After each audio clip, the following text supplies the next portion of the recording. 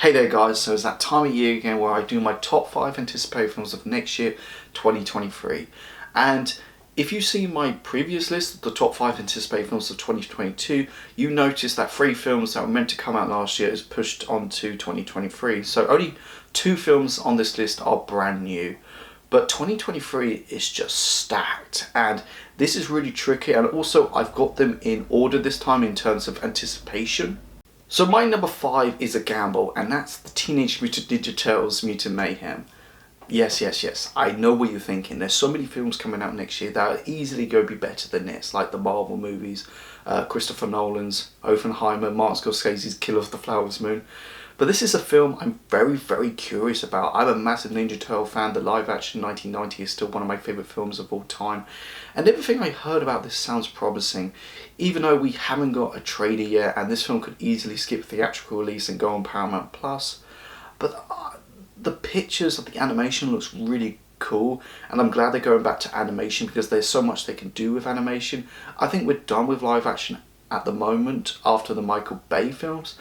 Jeff Rowe is directing this. I mean, he's the co-director of Mitchell vs. the Machines, which is one of my favourite films of 2021. He was also a writer of Gravity Falls. I love that show. I mean, and also they want to focus on the teenagers aspect, which I'm down with.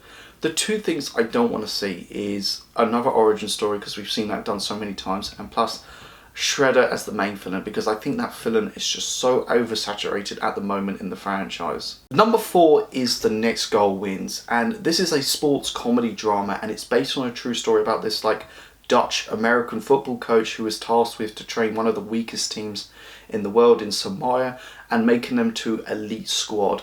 And this is a kind of film that I would take my dad to see because he's a football fan. I'm not. But you also got Taika Waititi directing this, who is one of my favourite directors. I know what you're thinking. Thor Love and Thunder hasn't been getting the best response.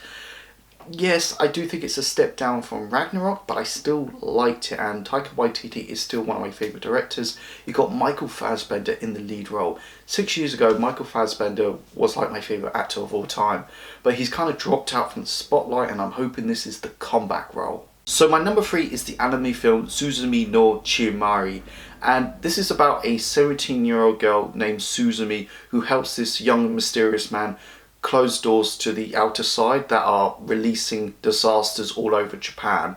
And this is done by my favourite anime director, Makoto Shinkai. Not only do I think Your Name is the best film to come out of 2016, but I still think Your Name is the greatest anime film of all time. And with Weathering With You, it was a step down from Your Name, but I still really liked it.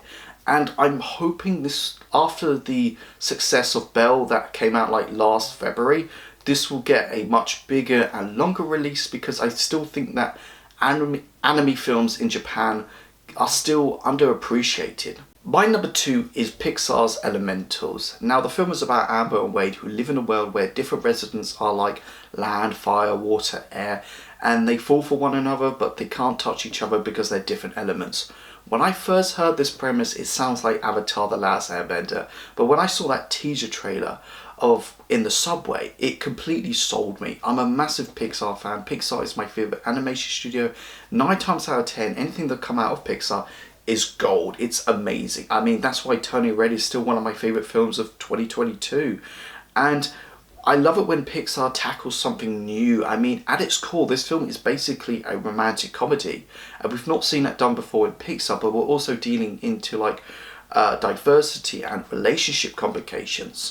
So my most anticipated film of 2023 is Spider-Man Across the Spider-Verse. I mean, what can I say? Spider-Man is still my favourite superhero of all time. Spider-Man No Way Home is still my favourite film of 2021. Not only do I think Spider-Man Into the Spider-Verse is the second best Spider-Man film behind Spider-Man 2, but it's still my favourite film of 2018. I mean, it topped films like Infinity War and Black Panther.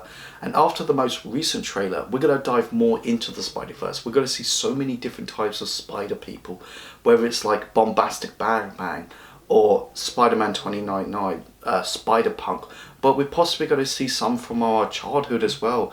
And I'm hoping this film, not only can it push animation forward, but it will also push storytelling forward for comic book movies.